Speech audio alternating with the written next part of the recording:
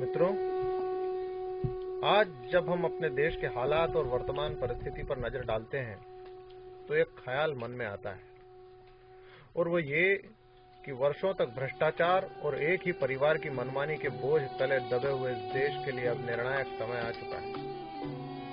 लगभग 66 वर्ष पहले भी इस देश ने कुछ ऐसे ही पल देखे थे, जब इसे तय करना था कि इसके सर्वोच्च पद पर सरदार पटेल बैठेंगे या जवाहरलाल नेहरू, किंतु दुर्भाग्य से उस वक्त ये देश इस जुए को हार गया था।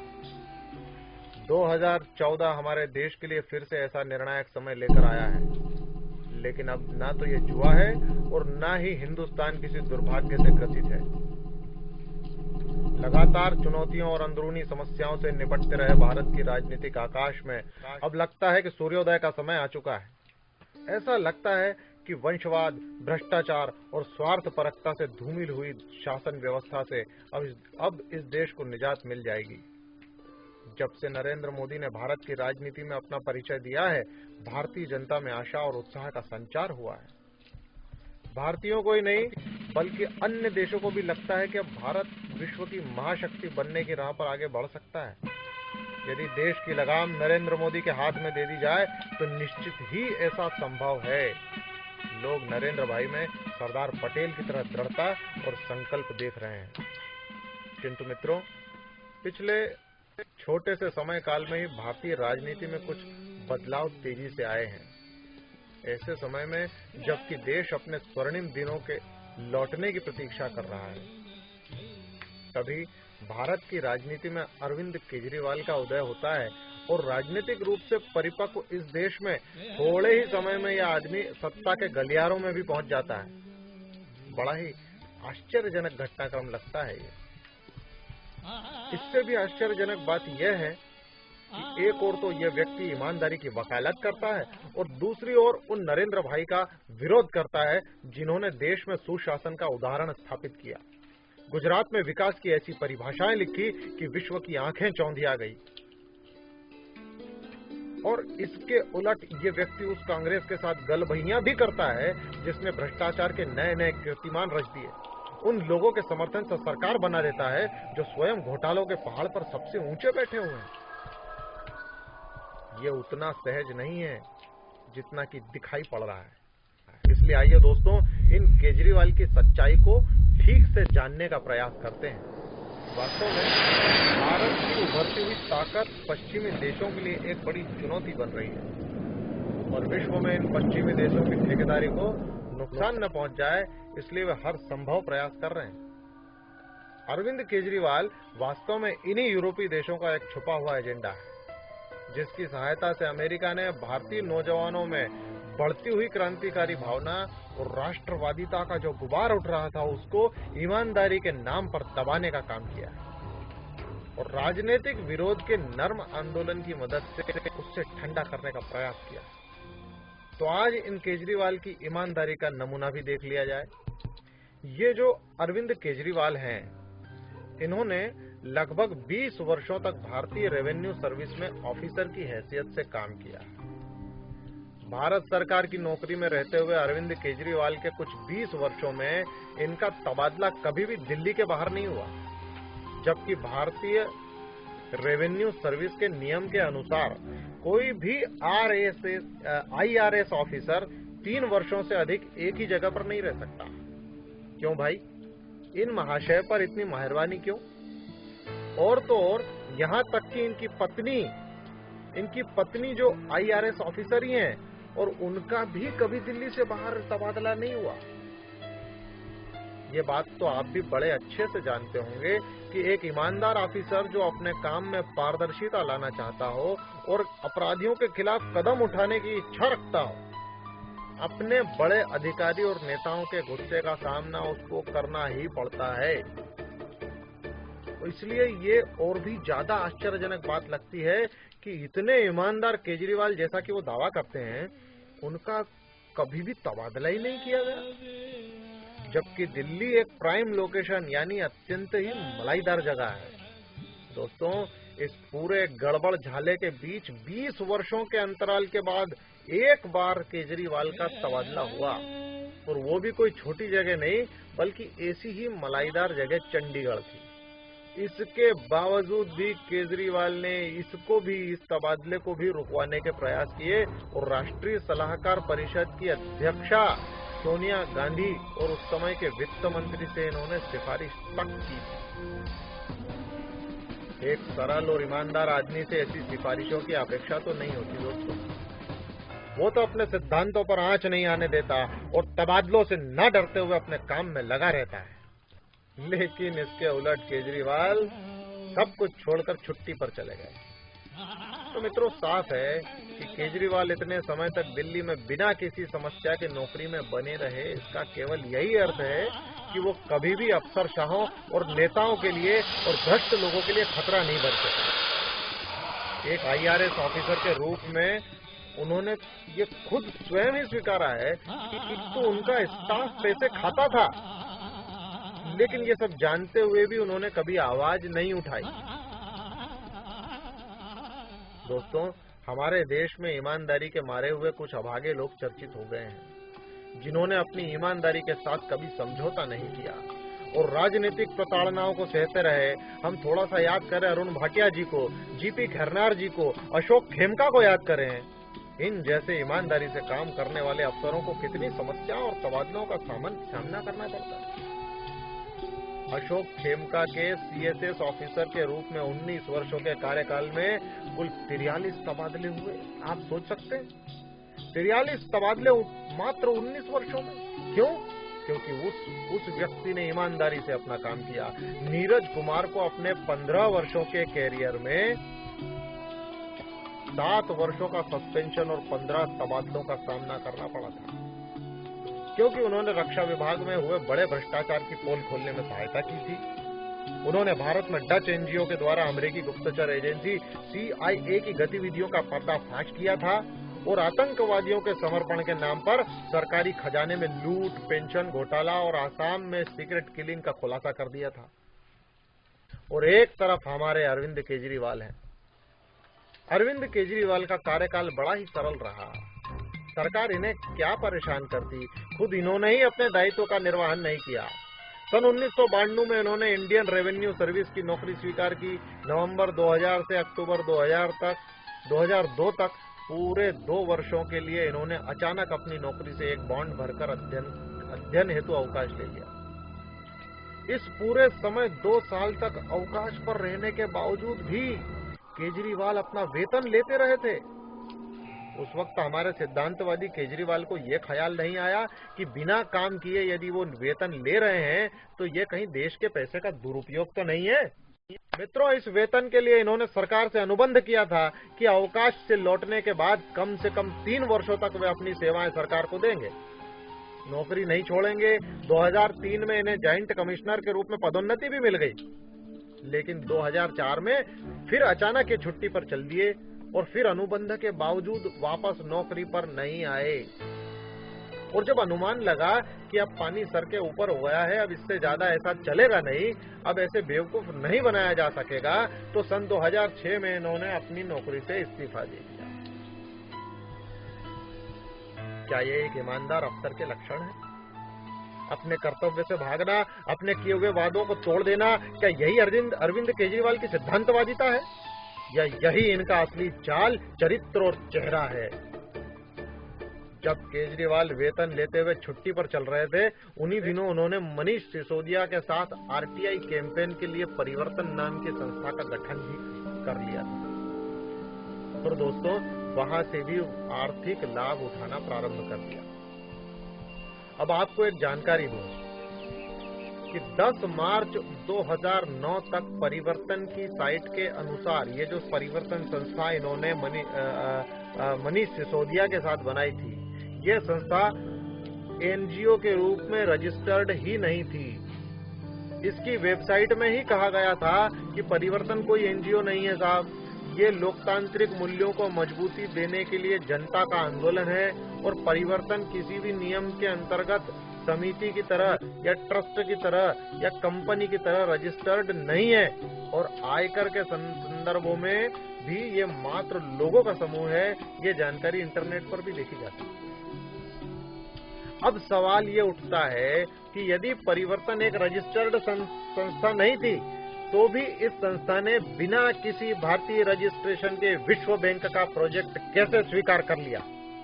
क्या कभी केजरीवाल ने इस बात का उल्लेख किया था?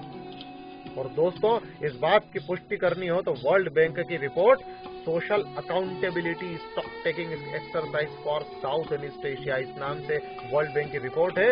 इस रिपोर्ट को इंटरनेट पर भी देखा जा सकता है। केजरीवाल और उनकी संस्था परिवर्तन ने अपने इस सत्य को छिपाने के बड़े प्रयास किए थे, किंतु अपने चरित्र को छुपाने में पूरी तरह नाकाम रहे। इसी समय अरविंद केजरीवाल को $5000 का मैग्सेसे अवार्ड मिल गया। यह अवार्ड उन्हें उभरते हुए नेतृत्व का मिला था। सन 2006 में अरविंद केजरीवाल ने ऐसा क्या काम कर दिया था कि उन्हें उभरते नेतृत्व का अवार्ड दे दिया जाए? बड़ा अटपटा सा लगता है। सन 2006 तक शायद इस देश के बहुत ही कम ऐसे लोग होंगे जिन्होंने अरविंद केजरीवाल का नाम भी सुना होगा। और इस समय तक केजरीवाल ने अपने एनजीओ परिवर्तन के द्वारा बिजली बिल के कुछ 2500 मामले सुलझाने के अतिरिक्त ऐसा कोई प्रासंगिक कार्य भी नहीं किया था कि जिससे इन्हें उभरता हुआ नेतृत्व मान लिया जाए। लेकिन इसके बावजूद भी अमेरिका इन्हें $50,000 का मैग्सेसे अवार्ड दे देता है। इस घटना के पीछे बड़े षड्यंत्र की गंध आती है। और जब हम एक एक करके इसकी कड़ियां जोड़ते हैं तो सारा घटनाक्रम समझ में आ जाता है कि अमेरिका ने बहुत पहले ही अरविंद केजरीवाल को भारत की राष्ट्रवादी शक्तियों के सामने खड़ा करने का मन बना लिया था, ताकि एशिया में उसके हितों को कोई नुकसान न पहुंच सके। दोस्तों, इस बात को ठीक से समझने के लिए हमें अमेरिकी क्रियाकलापों को थोड़ा सा समझना पड़ेगा। मित्रों, पिछली शताब्दी में अमेरिका वैश्विक महाशक्ति बन के उभरा है। विश्व के लगभग सभी देशों में अमेरिका अपना दखल रखता है। अमेरिका ने दूसरे देशों में अपना काम करने के लिए 1957 से ही एक संस्था भी बना रखी है। उसका नाम है फोर्ड फाउंडेशन। और लगभग तभी से ही इस फोर्ड फाउंडेशन की मदद से या अपनी अन्य संस्थाओं की मदद से अमेरिका भारत में मैग्सेसे अवार्ड भी देता आ रहा है। अमेरिका फोर्ड और रॉकफेलर जैसी अपनी इन संस्थाओं का उपयोग दूसरे देशों के आंतरिक मामलों को प्रभावित करने के लिए करता है। 2006 में इस फोर्ड फाउंडेशन और रॉकफेलर ब्रदर्स ने केजरीवाल को उभरते नेतृत्व का मैग्सेसे पुरस्कार दे दिया और केजरीवाल को देश के विभिन्न गलियारों में चर्चा का विषय बना दिया। तभी से फोर्ड फाउंडेशन का हाथ अरविंद के प्रत्येक गतिविधि के पीछे रहने लगा। कहने को उभरते नेतृत्व का मैग्सेसे पुरस्कार उन ऊर्जावान युवकों को दिया जाता है जो अपनी ऊर्जा और प्रतिभा का उपयोग निस्वार्थ भाव से एशिया में अपनी रचनात्मक सेवाओं के लिए करें। लेकिन वास्तव में पुरस्कार के जरिए अमेरिका उन लोगों की छटनी करता है जो हिंदुस्तान अमेरिकी एजेंडे पर काम कर सके। असल बात तो यह है कि इस मैग्सेसे फाउंडेशन को अमेरिकी गुप्तचर एजेंसी CIA ने ही बनाया है और इसलिए कोई आश्चर्य की बात नहीं है कि अवार्ड मिलने की औपचारिकताओं में अरविंद केजरीवाल ने फर्स्ट रेफरेंस अमेरिका की उसी कुख्यात गुप्तचर एजेंसी CIA को ही दिया था। दोस्तों, मैग्सेसे अवार्ड मिल जाने के बाद में केजरीवाल जी की मुलाकात मनीष सिसोदिया से और उसके बाद अगस्त 2005 में इन्हीं मनीष सिसोदिया के साथ मिल करके केजरीवाल जी ने कबीर नाम की एक नई संस्था बना ली और अब यह संस्था अमेरिकन हितों के लिए फोर्ड फाउंडेशन और डच गतिविधियों का आसान जरिया बन गई। 17 दिसंबर 2007 को इनकी वेबसाइट भी काम करने लगी और अब इस संस्था कबीर को फोर्ड की ओर से भारी भरकम पैसा भी मिलने लगा। अब तो सारा काम बड़े योजनाबद्ध तरीके से होने लगा था। फोर्ड अपने छुपे हुए उद्देश्य पूरे करने के लिए लगातार केजरीवाल को अनुदान दे रही थी और वे निसंकोच उसे स्वीकार करते जा रहे थे और इस प्रकार केजरीवाल धीरे धीरे करते हुए फोर्ड के लिए महत्वपूर्ण व्यक्ति बनते चले गए। संस्था कबीर स्वयं को पारदर्शी बताती थी, पर कभी भी जनता को यह नहीं बताया कि उसे विदेशों से धन प्राप्त हो रहा है। कबीर की साइट पर तो उन्होंने कभी कोई ब्यौरा नहीं दिया, किंतु फोर्ड की साइट पर यह ब्यौरा जरूर आ गया था। सन 2005 में कबीर को फोर्ड की ओर से $1,72,000 और 2008 में $1,97,000 दिए गए। ये जानकारी फोर्ड की वेबसाइट के ऊपर उपलब्ध थी। इन्हें डच दूतावास से भी फिर बाद में मोटी रकम मिल गई। एक अंग्रेजी अखबार पहले ही बता चुका है कि नरेंद्र मोदी के आगमन से कई यूरोपीय देश घबराए हुए हैं और उन्हें रोकने के लिए कई देश ऐसे लोगों को फंडिंग कर रहे हैं जो नरेंद्र मोदी का रास्ता रोक सकते हैं। हमारे केजरीवाल जी उन्हीं में से एक थे। 2008 से 2012 के बीच नीदरलैंड के एक एनजीओ हिवोस ने लगभग 13 लाख यूरो की फंडिंग भारत की संस्थाओं को की है। इस हिवोस को भी अमेरिकी फोर्ड फाउंडेशन से ही पैसा मिलता है। यहां तक कि मित्रों, इन्हें पाकिस्तान तक से पैसा आया। आम आदमी पार्टी को पाकिस्तान से भी फंडिंग हो रही है। अब ये कोई छुपी हुई बात नहीं रह गई है। फिर से 2009-2010 में कबीर को 60,75,149 रुपए प्राप्त हुए, किंतु फिर सारी जानकारियां छुपा ली गई। अब स्थितियां लगभग स्पष्ट होने लगी थी। केजरीवाल को फोर्ड फाउंडेशन ने अमेरिका का हित साधने के लिए चुन लिया था और मिस्टर केजरीवाल भारत में अमेरिका की कठपुतली बन चुके थे। अब यह फाउंडेशन केजरीवाल को हर गतिविधि के लिए पैसा देने लगी और किसी भी प्रकार से उन्हें भारतीय समाज में लाइमलाइट में लाने का प्रयास करने लगी। और यही उद्देश्य था कि उन्हें मैग्सेसे अवार्ड भी दिया गया। फोर्ड फाउंडेशन इंडिया के प्रतिनिधि स्टीवन सोल्निक ने 31 अगस्त 2012 को यह स्वीकार किया था कि हमारे द्वारा दी गई प्रथम किस्त $1,72,000 थी, जो 2005 में दी गई, दूसरी $1,97,000 थी, जो 2008 में दी गई, और अंतिम किस्त 2010 में दी गई थी। मैग्सेसे अवार्ड राशि भी इसी फोर्ड द्वारा ही प्रायोजित थी। कबीर को फोर्ड फाउंडेशन के अलावा NGO Priya, Manjunath Shanmugam trust, Dutch embassy, association for India's development, India's friends association, united national development programme और पता नहीं ऐसे कितने ही विदेशी संस्थाओं से धन मिलता रहा है। केजरीवाल ने दावा किया था कि उन्होंने इस मैग्सेसे अवार्ड से प्राप्त सारा पैसा ट्रस्ट को दे दिया है। ऐसा बताकर के केजरीवाल जनता के सामने अपनी निस्वार्थ छवि पेश करना चाहते थे, किंतु दोस्तों सच तो कुछ और ही था। वास्तव में दिसंबर 2006 में मात्र 1,000 रुपयों के साथ उन्होंने एक ट्रस्ट बनाया। मैग्सेसे अवार्ड चेक नंबर 36110 के द्वारा यह trust public cause research foundation के नाम से बनाया गया था, जिसमें खुद केजरीवाल, मनीष सिसोदिया और अभिनंदन शेख आपस में ट्रस्टी तय कर लिए गए थे। मात्र 1,000 रुपयों के साथ इस ट्रस्ट का निर्माण हुआ। इससे साफ पता चलता है कि केजरीवाल शुरुआत से ही पाखंडी तौर तरीकों से जनता को मूर्ख बनाने का प्रयास करते रहे। इस बीच एक छोटी किंतु महत्वपूर्ण घटना और घटी। कबीर संस्था के निरीक्षण के लिए न्यूयॉर्क यूनिवर्सिटी की एक स्कॉलर महिला शिमृत ली भारत आई थी और कबीर संस्था पे एक रिपोर्ट भी उसने तैयार की। साथ ही साथ राइट टू इंफॉर्मेशन पर कबीर के एक कैंपेन में भाग भी लिया। ये महिला कौन थी? केजरीवाल ने इसे इतना महत्व क्यों दिया? एक विदेशी महिला को भारत के आंतरिक मामलों में इतनी रुचि क्यों थी और वो सक्रियता से भारतीय आंदोलन में भाग लेने लगे? ये बड़ा आश्चर्यजनक था। आपकी जानकारी के लिए बता दूं कि इन दिनों वही महिला इजिप्ट में सक्रियता से कार्य कर रही है। साथ ही कायरो, चाड, इजराइल, इन सब देशों में भी वो बहुत सक्रिय रही थी। ये महिला पूरी तरीके से संदिग्ध है। क्या ये CIA की एजेंट थी? केजरीवाल की यह महिला मित्र आखिर कौन है? क्यों इस महिला ने अरविंद को मोहल्ला समिति बनाने के लिए प्रेरित किया, उकसाया? आखिर इस महिला को भारत के आंतरिक मामलों की इतनी चिंता क्यों है?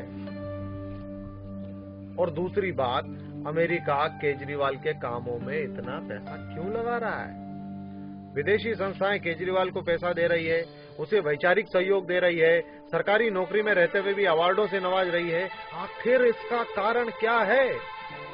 मित्रों, देर हो जाए इसके पहले इन बातों को जान लेना देश के लिए बहुत जरूरी है। अभी अभी पायोनियर ने दावा किया है कि अप्रैल 2008 से 2012 के बीच एक डच एनजीओ हिवोस, इस हिवोस ने लगभग 13 लाख यूरो यानी 9.25 करोड़ रुपयों से अधिक गुजरात के एनजीओ को पहुंचाए हैं। हिवोस ने मुंबई और दिल्ली के भी कुछ एनजीओ को पैसा बांटा है। तीस्ता सीतलवाड़ का NGO Citizen for Justice and Peace जो मुंबई में है, और शबनम हाशमी के एनजीओ अनहद को भी भारी रकम दी गई है। और इस हिवोस को भी फोर्ड फाउंडेशन से धनराशि प्राप्त होती है। हिवोस के अलावा नीदरलैंड की और कई संस्थाएं हैं जो हमारे देश में पैसा बांटने के काम में लगी हुई हैं। कुछ के तो मान्यता प्राप्त राष्ट्रीय कार्यालय भारत में है। इसी हिवोस के द्वारा केजरीवाल की संस्था परिवर्तन को भी धन दिया जाता था और अब कबीर को भी दिया जा रहा है। डच लोगों ने 1985 में PSO नाम की एक एसोसिएशन बनाई थी, और इसका काम क्या था? इसका काम था विकास के नाम पर विदेशों में अपने प्रतिनिधि या कहें कि एजेंट नियुक्त करना, और सीधे सीधे डच विदेश मंत्रालय इस काम के लिए पैसे देता है। हिवोस भी इसी PSO का ही हिस्सा है। इसे काम करने के लिए नीदरलैंड सरकार हर साल $27 मिलियन देती है। $27 मिलियन। ये PSO प्रिया नाम की संस्था का फंडिंग पार्टनर भी है, और ये संस्था जो प्रिया है, ये भी केजरीवाल की संस्था कबीर को पैसा देती है।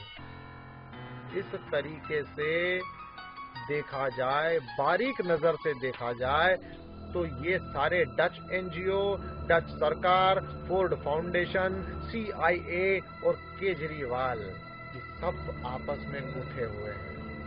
और यहाँ ये ध्यान दें कि ये PSO संस्था कई देशों में उसकी अपनी आंतरिक दखल वाली गतिविधियों के कारण कई अन्य देशों में प्रतिबंधित की जा रही है। जो संस्था विदेशों में प्रतिबंधित की जा रही है, उनके आंतरिक सुरक्षा कारणों से उस संस्था को हमारे देश में स्वतंत्रता से काम करने की आजादी मिली हुई है, और वह हमारे यहाँ के लोगों के साथ अपना काम बड़ी तेजी से कर रही है। एक और संस्था है, नाम है पनोस। ये पनोस नीदरलैंड में रजिस्टर्ड है। इसका रजिस्ट्रेशन नंबर है 2735548। दक्षिण एशिया में कुल इसके 7 ऑफिस हैं, और ये भी भारत में ऐसे कई कार्यक्रम चलाती है जो हमारे देश की संप्रभुता के लिए खतरा हो सकते हैं। इसका मुख्य उद्देश्य ये है कि इसके द्वारा चलाए गए इन कार्यक्रमों को फोर्ड की आर्थिक सहायता मिलती रहे, ताकि इस क्षेत्र के मीडिया में इन कार्यों को हाईलाइट किया जा सके। कुल मिलाकर यह संस्था हमारे देश में हमारे ही मीडिया को पैसा खिलाती है, ताकि अमेरिका के अनुकूल माहौल बनाया जा सके। हमारे देश का मीडिया इन विदेशी ताकतों द्वारा लगभग खरीदा जा चुका है। और मित्रों, इसीलिए आप देख रहे होंगे कि इसीलिए केजरीवाल के पक्ष में एक तरफा रिपोर्टिंग की जा रही है। भारत में केजरीवाल की इमेज बनाने में इस बिके हुए मीडिया का सशक्त रोल रहा है। हाल ही में जी टीवी ने इस बात का खुलासा भी किया, और कुछ और ऐसे राष्ट्रवादी चैनल, बहुत गिनती उंगलियों पे गिने जा सकते हैं, वो अपनी बात को चिल्ला चिल्ला कर कह रहे हैं, लेकिन उनकी बातों को सुनने वाला कोई नहीं, क्योंकि 90% मीडिया इन्हीं विदेशी ताकतों द्वारा खरीदा जा चुका है। ऐसा नहीं है कि ये बातें पहले पता नहीं चली थी। भारत में डच एनजीओ के द्वारा CIA की गतिविधियों को अंजाम दिया जा रहा है। इस बात का खुलासा तहलका.com और गृह मंत्रालय के कुछ ऑफिसरों ने कर दिया था। लेकिन जैसा हमारे देश के भ्रष्ट नेता हमेशा से करते चले आ रहे हैं, भारतीय सरकार ने अपराध करने वाले डच राजदूत पीटर कोच की मांग पर गोपनीयता कानून की आड़ ली और तहलका पर ही केस दायर कर दिया। जिसने खुलासा किया उसी के ऊपर केस। एनजीओ पर कार्रवाई करने के बजाय हमारी भारत सरकार ने हमारे ईमानदार ऑफिसरों के विरुद्ध एक्शन ले लिया और उन्हीं के खिलाफ CBI के जरिए केस दाखिल करवा दिया। और दोस्तों, बड़े आश्चर्य की बात ये, या कहें कि दुर्भाग्य की बात ये, कि ये केस आज भी चल रहे हैं। और भारतीय सरकार ने डच एनजीओ और विदेशी दानदाताओं को भारतीय समाज में काम करने की छूट दे रखी है। एक ईमानदार अफसर नीरज कुमार, जिन्होंने इस सारे षड्यंत्र की पोल खोली और बताया कि किस प्रकार अमेरिका और यूरोपीय देश भारत में कई संस्थाओं को अपने छुपे हुए उद्देश्यों के लिए पैसा भेज रहे हैं, गहरे षड्यंत्र रच रहे हैं। इन नीरज कुमार को भारत की सरकार ने लगभग 6 वर्षों तक निष्कासित कर दिया। सरकारी एजेंसियों द्वारा इन्हें डराया और धमकाया गया। वे आज भी इन कानूनी मसलों का सामना कर रहे हैं और परेशान हो रहे हैं, क्योंकि इन बेचारे ईमानदार ऑफिसर ने भारत की सुरक्षा के मद्देनजर पूरी ईमानदारी के साथ कुछ षड्यंत्रों का खुलासा कर दिया। अमेरिका अपने स्वार्थ सिद्ध करने के लिए भारत में गैर अमेरिकी एनजीओ को झोला भर भर के पैसा दे रहा है। डच एनजीओ भारत के उग्रवादी संगठनों जैसे उल्फा, जैसे एनएसपीएन, इन सभी को मोटी रकम की सहायता कर रहे हैं। इसका मतलब सीधा है कि पश्चिमी देश भारत में अस्थिरता पैदा करना चाहते हैं ताकि हिंदुस्तान का नियंत्रण वे अपने हाथों में ले लें, और इसी उद्देश्य से वे एनजीओ के द्वारा राष्ट्रद्रोही तत्वों को पैसा मुहैया करवाते रहे हैं। लेकिन हमारे भ्रष्ट तंत्र के कान पर जूं भी नहीं रेंगती। उल्टा भारत की सरकार ने क्या किया, उसने हमारी जांच एजेंसियों खुफिया खबर पर ही प्रश्न चिन्ह लगा दिया कि आईबी के पास इसके पुख्ता सबूत नहीं है। भारत सरकार के असावधानी भरे और गैर जिम्मेदाराना रवैये के कारण ये विदेशी एनजीओ और चर्च अपना भारत विरोधी कार्य हिंदुस्तान के अंदर ही बड़ा बेखौफ होकर के कर रहे हैं, और इस कारण भारत के राष्ट्रद्रोही संगठनों के हौसले बढ़ गए, उनकी कार्यप्रणाली भी विकसित होती चली गई, और इन्हीं के बीच अरविंद केजरीवाल जैसे लोग भी तैयार होते चले गए। दोस्तों, भारत सरकार ने इस ओर से अपनी आंखें जानबूझकर बंद रखी। इतने खुलासों के बाद भी अरविंद केजरीवाल ने डच दूतावास से सीधे ही पैसा प्राप्त कर लिया। इसका अर्थ तो केवल यही है कि भारत सरकार में भी CIA, अमेरिका की गुप्तचर एजेंसी CIA का काम करने वाले, हमारे राष्ट्र से गद्दारी करने वाले तत्व मौजूद हैं, और हमारी राजनीति भी इन विदेशी तत्वों की सहायता कर रही है।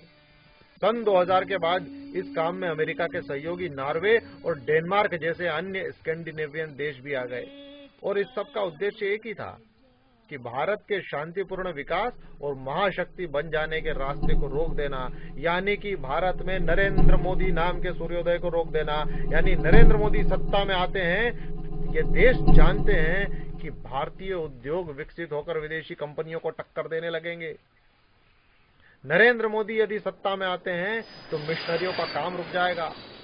नरेंद्र मोदी यदि सत्ता में आते हैं तो कश्मीर मुद्दा सदा के लिए सुलझ सकता है, और ऐसा हो गया तो बंदरबांट की रेवड़ी अमेरिका को कैसे मिलेगी। दक्षिण एशिया में शांति स्थापित हो गई और भारत भी स्वयं ही हथियार बनाने लगा, तो अमेरिका से भला क्यों हथियार खरीदे जाएंगे। तब उसकी अर्थव्यवस्था पर खतरा पैदा हो सकता है। इसलिए ये देश बिल्कुल भी नहीं चाहते कि मोदी सत्ता के शीर्ष पर पहुंचे। इन पश्चिमी देशों के लिए भारत में नरेंद्र मोदी का रास्ता रोकना बहुत जरूरी हो गया है। इस समस्या से निपटने के लिए उस महाशातिर अमेरिका ने बड़ी चतुराई के साथ मिस्टर अरविंद केजरीवाल को योजनाबद्ध तरीके से भारत की राजनीति में इम्प्लांट कर दिया। स्कैंडिनेवियन देशों के एनजीओ और संस्थाएं अब और तीव्र गति से भारत में सक्रिय हो गए हैं, और यहाँ पर जो ईसाई मिशनरी काम कर रहे हैं उनको और अलगाववाद के समर्थक एनजीओ को भर भर के धन मुहैया करवाने में लग गए हैं। ये सभी वो लोग हैं जो भारत विरोधी भावनाओं और राष्ट्र विरोधी आंदोलनों को भड़काने के लिए तैयार बैठे हुए हैं। यही राष्ट्रघाती पश्चिमी सहायता हमारे श्रीमान अरविंद केजरीवाल को भी भरपल्ले मिली है। फोर्ड फाउंडेशन के ही पुराने दस्तावेजों से जानकारी मिली है कि ऐसे कई प्रोजेक्ट हैं जो अमेरिकी गुप्तचर एजेंसी CIA और फोर्ड फाउंडेशन ने साथ साथ पूरे किए हैं। ऐसे कई दस्तावेज प्रमाण के लिए भी उपलब्ध हैं। फोर्ड फाउंडेशन का एक ऑफिस दिल्ली में भी है। वास्तव में यह ऑफिस CIA के लिए ही काम करता है। ऐसे दस्तावेज उपलब्ध हैं जिससे पता चलता है कि फोर्ड का दिल्ली ऑफिस कैसे CIA के लिए काम कर रहा है।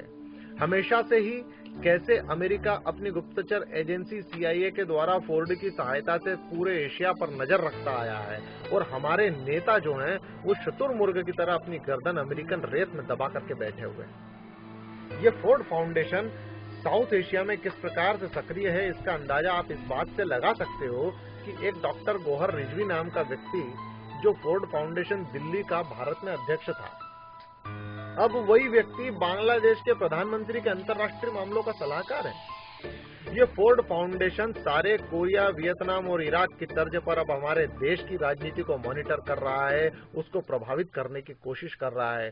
खुली बात है मित्रों, फोर्ड और अमेरिकी एजेंसी CIA के खुले संबंध हैं और इसलिए फोर्ड कभी भी उस प्रोजेक्ट को फंडिंग नहीं करता जो अमेरिकी पॉलिसी के अनुकूल न हो। इसके बाद भी ये संस्था भारत में बिना किसी रुकावट के अपने मंसूबों को अंजाम देने में लगी हुई है। भारत में एक संस्था है सेंटर फॉर डेवलपिंग सोसाइटीज। इस संस्था को सीधे सीधे फोर्ड से धन प्राप्त होता है। अब ये संस्था पूरी तरीके से अरविंद केजरीवाल के समर्थन में आ चुकी है। आप पार्टी के जो नेता योगेंद्र यादव और अभय कुमार दुबे हैं, वे इसी संस्था के प्रमुख सदस्य हैं और ये अमेरिकन पॉलिसी के तहत ही अरविंद केजरीवाल का सहयोग करने में जुटे हुए हैं।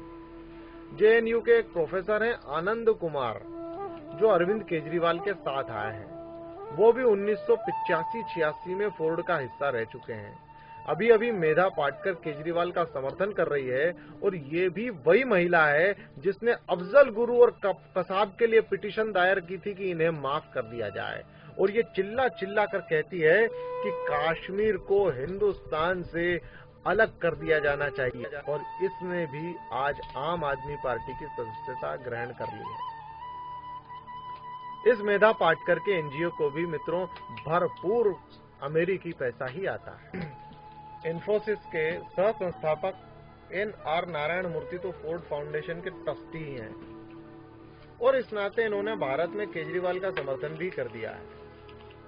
यहां तक कि केजरीवाल को मैग्सेसे पुरस्कार मिले, इसका प्रयत्न भी इन्होंने किया।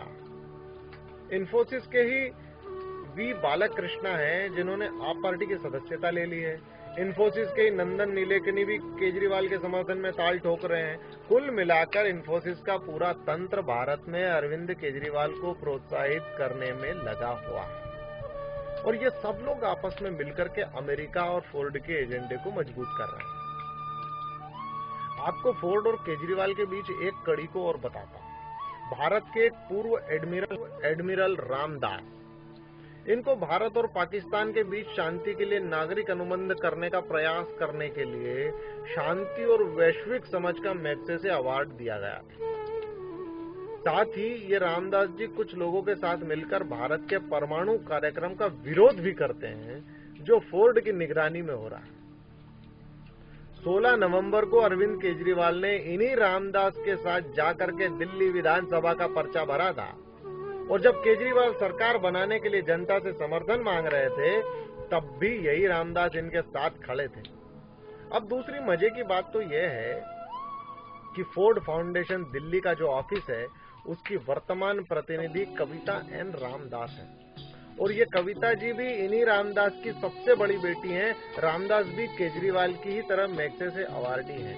तो स्पष्ट है कि फोर्ड के ये सारे भारतीय एजेंट आपस में बड़ी मजबूती से गुंथे हुए हैं और आप पार्टी का गठन ही इस फोर्ड फाउंडेशन के संरक्षण में रामदास के जरिए हुआ है, जुड़ा हुआ है। कुल मिलाकर के ये सभी लोग अंतर्राष्ट्रीय स्तर पर अमेरिका द्वारा भारत के विरुद्ध एक भयंकर षड्यंत्र को रच रहे हैं और ईमानदारी और भ्रष्टाचार विरोध के नकली नकाब के पीछे छुपे हुए वर्तमान सरकार और आप पार्टी के ये नेता इसी षड्यंत्र के भारतीय मोहरे हैं और इसलिए आश्चर्य नहीं होता कि ये लोग जम्मू और कश्मीर के संबंध में जनमत की बात करते हैं ताकि भारत से कश्मीर को स्वतंत्र करने की चर्चाओं को हवा मिल सके, जैसा कि अमेरिका चाहता है। वास्तव में मेरे दोस्तों, इन सभी दलालों के हाथ डॉलर से भरे हुए। केजरीवाल तो इस पूरे षड्यंत्र का एक छोटा सा मोहरा है। गेम प्लान के हिसाब से फोर्ड और अन्य अमेरिकन एजेंसियां केजरीवाल की बहुत ही साफ सुथरी भ्रष्टाचार विरोधी छवि बनाना चाहती है। केजरीवाल को उस वक्त लाया गया जबकि भारत में भ्रष्टाचार अपनी पराकाष्ठा की ओर बढ़ रहा था। काले धन का मुद्दा सुर्खियों में आ चुका था। इस माहौल में केजरीवाल को थोड़े नर्म और कम आक्रामक जन लोकपाल जैसे मुद्दे के साथ भारतीय राजनीति में प्रवेश दे दिया गया। इससे रामदेव बाबा द्वारा चलाए गए काले धन का मुद्दा थोड़ा ठंडा पड़ा और भारतीय युवा तेजी से राष्ट्रवादी क्रांति की ओर बढ़ रहा था। उसकी गति में भी थोड़ी कमी आ गई है। अमेरिका वैश्विक ठेकेदार बना रहे, इसलिए मोदी का रास्ता रोकना उसके लिए जरूरी है। और इसलिए फोर्ड और फोर्ड से संबंधित इन्फोसिस, अमेरिका, डच एनजीओ से फंडिंग प्राप्त भारतीय मीडिया और इनसे जुड़े अरविंद केजरीवाल जैसे लोग आप पार्टी इत्यादि ये अचानक सक्रिय होकर के आप पार्टी की ताकत बढ़ाने में लग चुका है। ये चाहते हैं कि चुनाव 3 ध्रुवीय हो जाएं, मोदी के वोट कट सकें और भविष्य में दिल्ली की तर्ज पर आप और अमेरिका की पहली एजेंट कांग्रेस मिलकर सरकार बना लें, ताकि अमेरिका का नियंत्रण दादागिरी से हिंदुस्तान पर बदस्तूर चलता रहे। दोस्तों, दिल्ली में तो ये पार्टी अपना रंग दिखा चुकी है। जिन लोगों के खिलाफ गला फाड़ फाड़ कर वोट मांगे गए थे, उन्हीं लोगों से गलबैया करके सरकार बना ली। मित्रों, ये सब जान लेने के बाद हिंदुस्तान इस केजरीवाल से कुछ सवाल पूछना चाहता है। इस देश की व्यवस्थाओं को अमेरिकी षड्यंत्र से दूषित करें, उसके पहले ईमानदार शिरोमणि केजरीवाल जी, आपको जनता के इन सवालों से गुजरना ही पड़ेगा। मेरे मित्रों, शायद केजरीवाल तो इन सवालों का जवाब नहीं देंगे, किंतु आने वाले समय में इन सवालों को समझकर अमेरिकी षड्यंत्रकारियों को जवाब हमें देना होगा। ये सारा प्रपंच भारत के उत्थान को रोकने के लिए रचा गया है। ये सारा प्रपंच भारत की ताकत को सीमित कर देने के लिए रचा गया है। ये सारा षड्यंत्र भारत को अमेरिका को गुलाम कर देने के लिए रचा गया है। इस पूरे प्रपंच में कांग्रेस और केजरीवाल साथ साथ हैं। ये सारा खेल नरेंद्र मोदी को रोकने के लिए रचा गया है। और आज यदि हम हिंदुस्तानी इस जाल में फंस गए, बकरी की खाल में छुपे हुए भेड़ियों को ना पहचान पाए, तो हमारी इस गलती का अंजाम पीढ़ियां भुगतेगी। संकल्प करना होगा हमें इन राष्ट्रद्रोहियों के असली चेहरे उगाड़ने का, हिंदुस्तान के सामने सच्चाई लाने का। इस देश का भविष्य मोदी जैसे नेता ही संवार सकते हैं, जो निस्वार्थ हो, निर्भीक हो, जो कड़े निर्णय लेना जानता हो, और सबसे बड़ी बात, जो अपने देश की मिट्टी से जुड़ा हो, उससे प्रेम करता हो। तो आइए संकल्प करें कि आज से हमारा हर प्रयत्न मोदी जी की सफलता और इस देश के उत्थान के लिए लग जाए। वंदे मातरम।